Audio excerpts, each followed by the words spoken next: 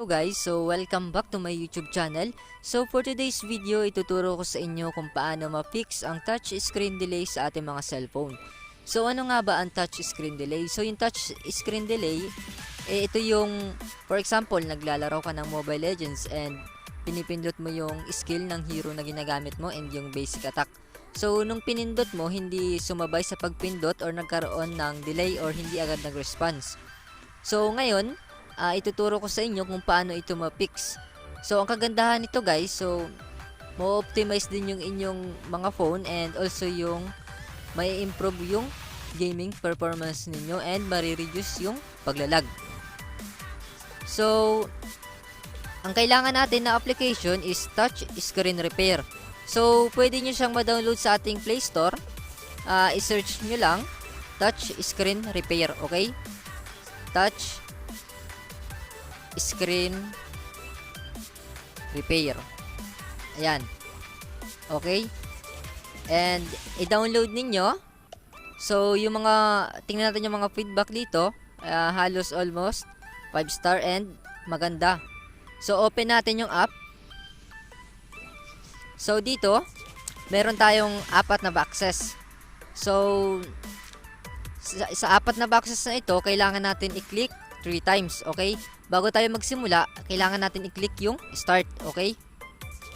So nakalagay dito, parang yung instruction niya, nakalagay dito sa una, tap on the green area. Make a quick single tap. Don't make a long press. Don't drag your finger, okay? So kailangan doon natin i-tap ng mabilis and wag tayo gagawa ng swipe or drag. And wag natin gagawin yung matagal na long press. Okay? So click natin ng mabilis yung tap na kulay green. So dapat itong green lang i-tap natin, okay? Ayan, wait natin. Ayan, and then yung pangalawa. So tatlong beses natin gagawin to guys. So pag natapos tong apat na to, balik ulit tayo dun sa nauna. Okay? So ang kagandahan nito guys, ma-optimize yung paglalaro mo ng online games and also yung cellphone mo is bibilis. Okay? Wait lang natin. So pangalawa na tayo guys. Okay?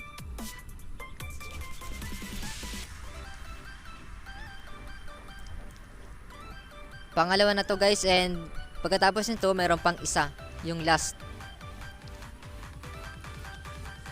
So parang ang ginagawa nito guys is kinakalibrate niya yung ating phone. Okay? Parang tinatanggal niya yung lag. Okay? Okay, last na tayo guys. Okay, tap ulit natin.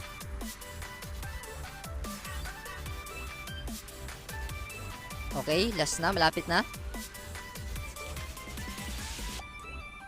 Okay, and then tap natin ulit yung last. Yan ang nakalagay dito guys. Calculating calibration values based on, yun nakalagay dun guys.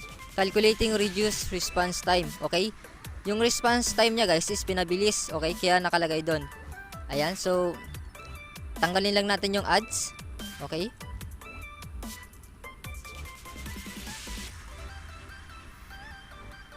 Bakit ayaw matanggal ng ads? Okay, ito. X lang natin yung ads. Ayan. So, success. Nakalagay dito, success.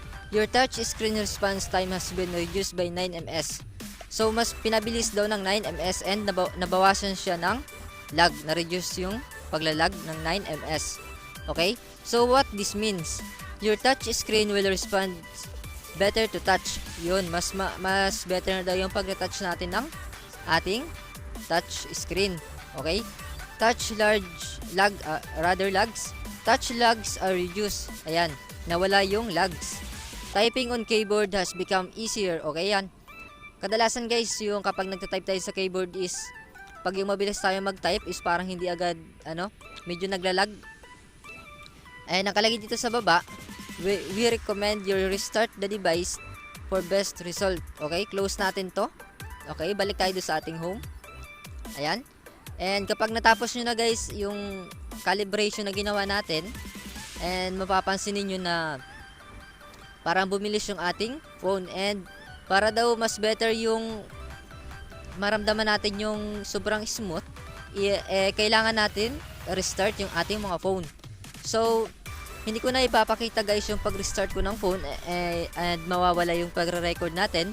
So, hanggang dito na lang muna yung ating video, and mag-comment ka sa baba kung nag-work sa'yo ito, and huwag mong kalimutan mag-like and mag-subscribe, at i-hit mo na rin ang notification bell para updated ka sa mga susunod ko pang mga video. So, maraming salamat sa panonood.